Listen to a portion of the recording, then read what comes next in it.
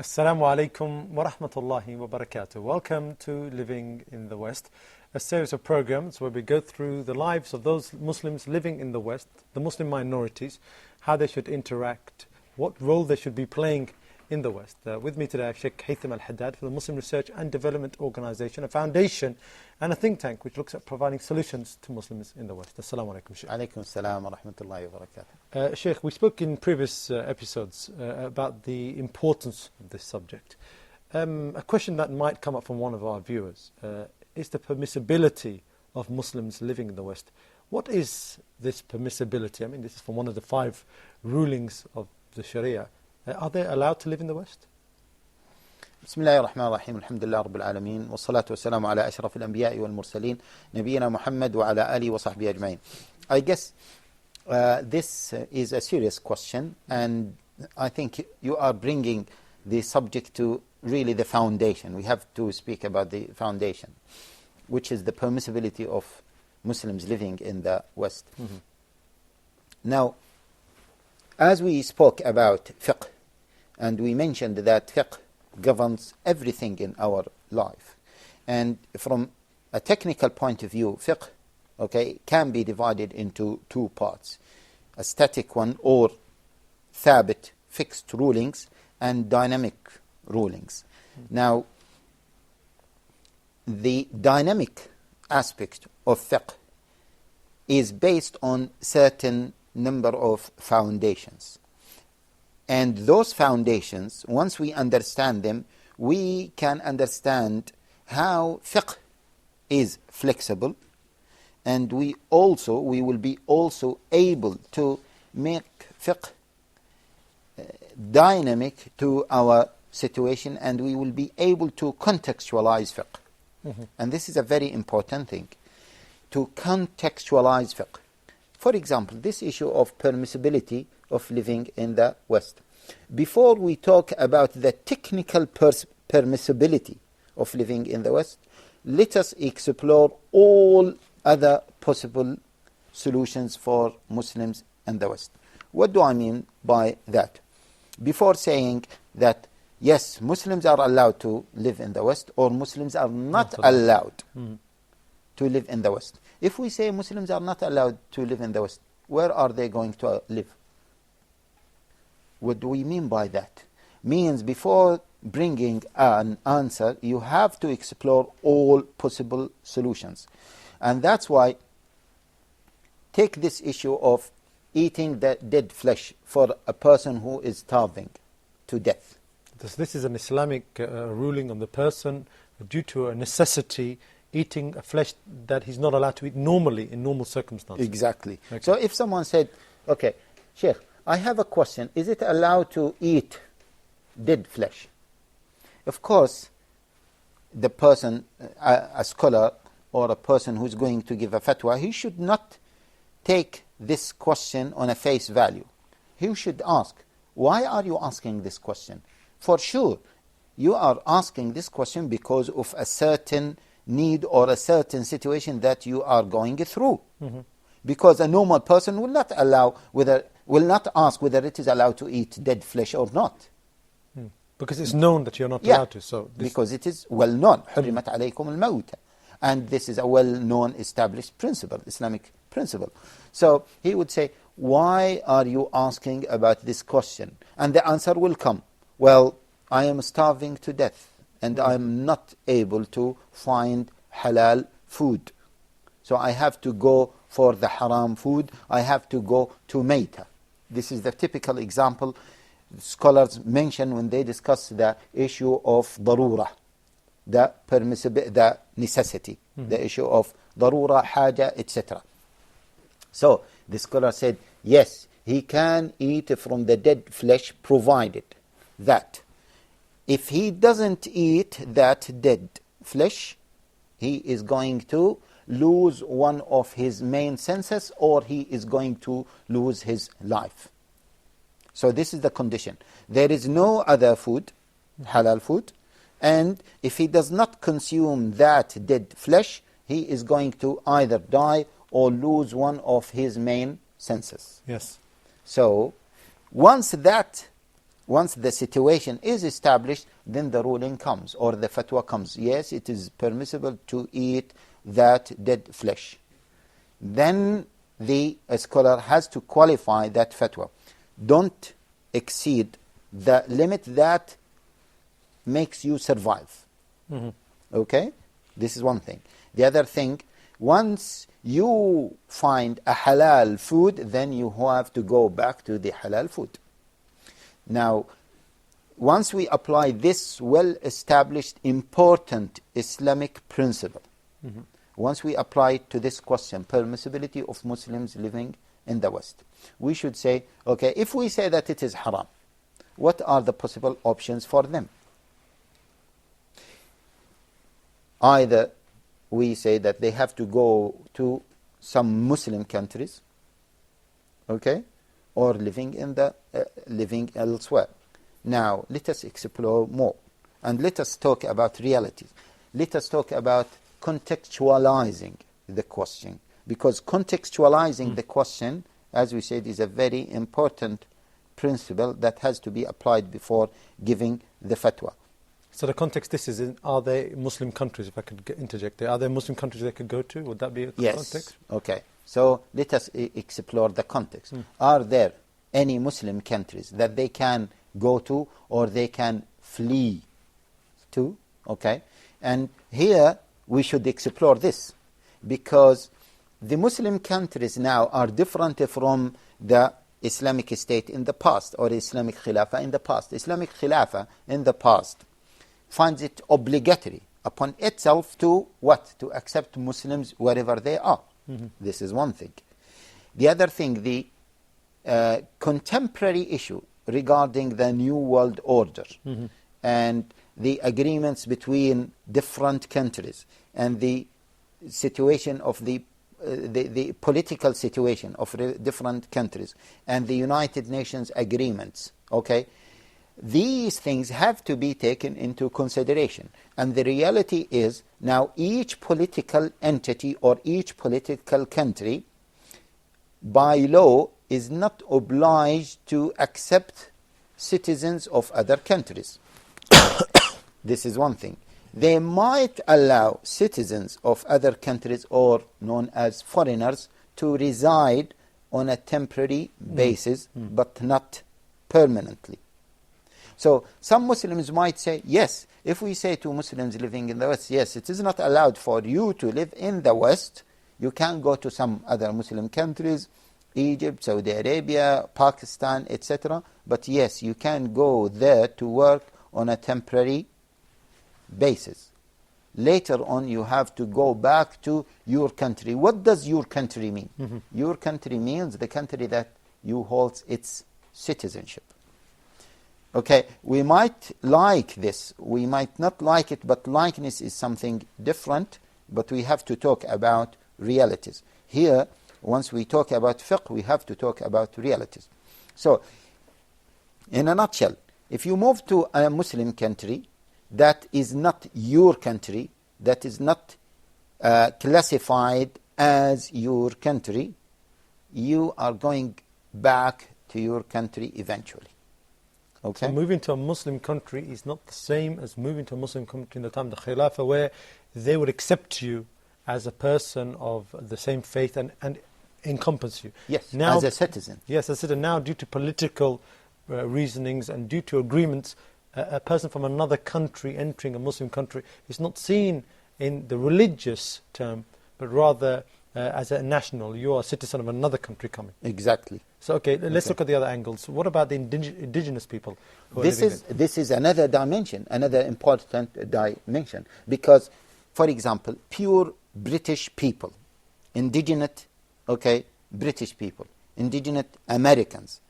There are many Muslims, Afro-Americans. There are many white Muslims in Germany, many white Muslims in France. Yes. Their grandfathers are Americans, British, German, etc. Those, are you going to ask them to move to Pakistan, to live in Pakistan? Are you asking them to live in Sudan, in Saudi Arabia or Egypt, elsewhere? That is almost impossible. Putting that in mind, we have to come up with the answer. Is it allowed for Muslims to live in the West? And once we contextualize this, and once we take these factors into consideration, I feel that the answer is void and null.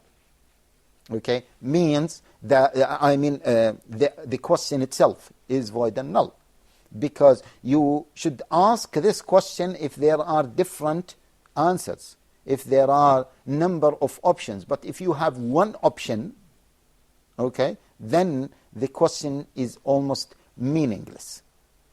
And see, many people, because of this dilemma in their minds, is it allowed for me to live in the West, or is not allowed for me to live in the West? They will stay for a long time living in the West, but because of this temporary mentality, or the mentality of living in a temporary basis, they don't achieve anything, either in the individual arena or in the societal arena.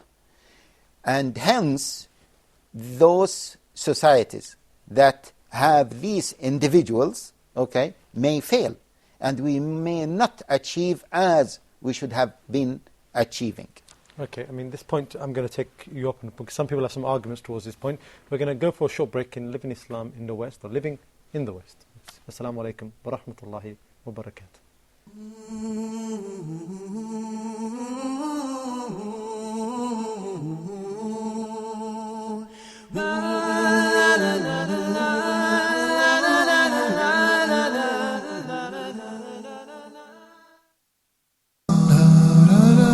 Back to the Prophet. Join Sheikh Amar in the program Back to the Prophet, wherein he teaches us practical lessons from the Prophet's life and how this can help us to overcome our challenges in the present. We talk about the life example of the Prophet Muhammad, peace and blessings be upon him, seeking guidance for ourselves. In the early days after the revelation of the Holy Quran, the Muslims were greatly persecuted, so much so that quite a few Muslims had to leave Arabia and migrate to Africa to live among Ahl Kitab, Christian people who followed the gospel of Christ.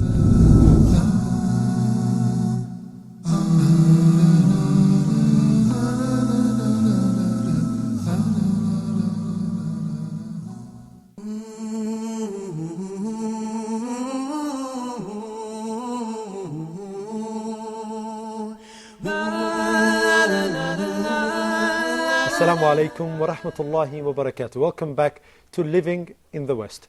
Sheikh Haytham, just before the break, we spoke about the reasons for living in a non-Muslim country. What are the reasons for not leaving? And then you gave a classification. You basically said those people who argue, that you have to leave, they really don't contextualize the problem itself. Is there anywhere for the Muslims to go? What are they going to do there? Are they going to be accepted? And he gave a very contextual answer. But some people say, and maybe this is a lay people, that many of the contemporary scholars say that give them the permissible ability, the ruqsa, to leave and maybe make it a durura, make it wajib upon them, saying they have to, because their deen is being affected severely while living in the West. What do you have to say about this, Sheikh? Okay. Bismillah ar-Rahman ar-Rahim. Yes. Many contemporary scholars are talking about this issue, and let us be frank here. Let us, for example, quote the very famous fatwa of Sheikh ibn Uthaymeen. Many people are quoting this fatwa. And Sheikh ibn Uthaymeen was a scholar of the past, may Allah have mercy on him, from Saudi Arabia. Yeah, from Saudi Arabia. He just he passed away a few years ago, and he gave a number of conditions for living for a Muslim person to live in the West. And by the way, the fatwa that he has given, many other scholars also agree with the essence of the fatwa, of his fatwa. What is the essence of the fatwa that has been given by Sheikh Ibn Uthaymeen? He said the main criteria, and by the way, as we said, many other scholars agree with him, the main criteria is the ability to preserve the deen and to manifest the deen.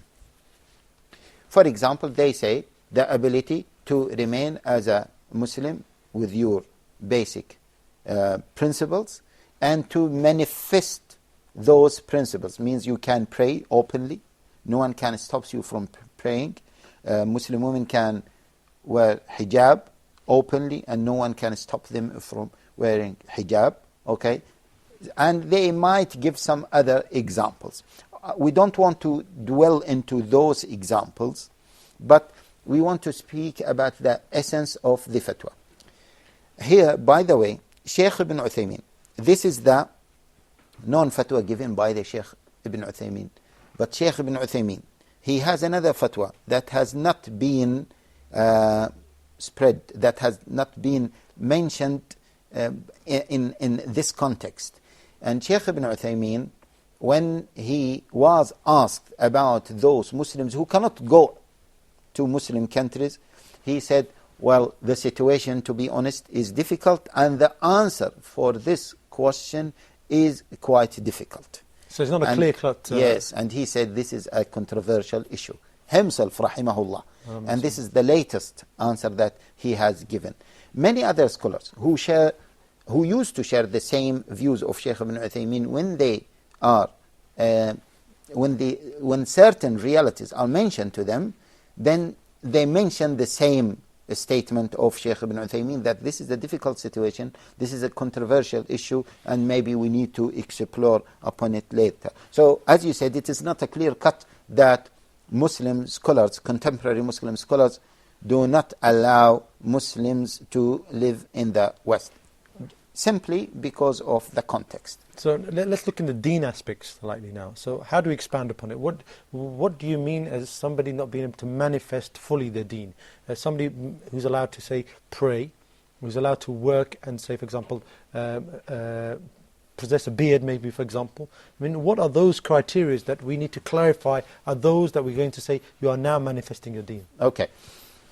Again, if we want to talk about these issues, we have to look at various options, available options for Muslims. In many so-called Muslim countries, Muslims are not allowed to have their beards. So true. That is true. Muslims are not allowed, many Muslim women are not allowed to wear hijab. You know, in some Muslim countries, and we all know that, okay, without naming the country or the countries, you know, they stopped some dolls, okay, because these are Islamic dolls having hijab. Do you imagine that they are fighting hijab to this level, that they don't want the children to be affected by these dolls wearing hijab? You know, in some Muslim countries, hijab is banned on a public sphere. Hijab is banned in schools, in universities. But in the meantime, hijab is allowed in so many non-Muslim countries. Actually, in some of the non-Muslim countries, such as Britain, and somebody told me that even in some states in America, Muslims are allowed to cover their faces. What does that mean? It means that you have to take the issue, okay, as a holistic. You have to look at it from a holistic point of view rather than from a narrow point of view. Yes, there are certain rituals that you cannot manifest in non-Muslim countries, but on the other hand, there are many other rituals that you cannot manifest in Muslim countries. And therefore, once we are talking about this, we are talking about the options available for these individuals. That's why those Muslims, those scholars who have been talking about the permissibility of or the impermissibility of Muslims living in the West, they gave number of options. They said we have two extremes here, okay, or two angles, two opposite angles. First of all, Muslims living in the West, Muslims living in a non-Muslim country, but can manifest their religion and have nowhere to go. So obviously for those Muslims, it is allowed for them to live in non-Muslim country because they can manifest their religion and they have nowhere to go. On the other side, Muslims who cannot manifest their religion but have some options, have some places to go. Those Muslims are obliged to leave these, whether you call them non-Muslim countries or you call them Muslim countries. They are unable to manifest their religion and they have other options. So for those Muslims, they should leave these places. I don't want to call these places Muslim countries or non-Muslim countries. They have to leave these places to go to the other options. And in the middle, we have Muslims who cannot manifest their religion but have no place to go. Remember, we have in China, we have at least 50 million Muslims. China is not a Western country, but it is a non-Muslim country. Once we talk about Muslims living in the West, we have to take into consideration the wider picture, such as Muslims living in India, such as Muslims living in Burma, in Sri Lanka, in China. In China, you know that in many places during several periods of time, Muslims were prohibited from manifesting their religion. And in the meantime, they don't have any place to go.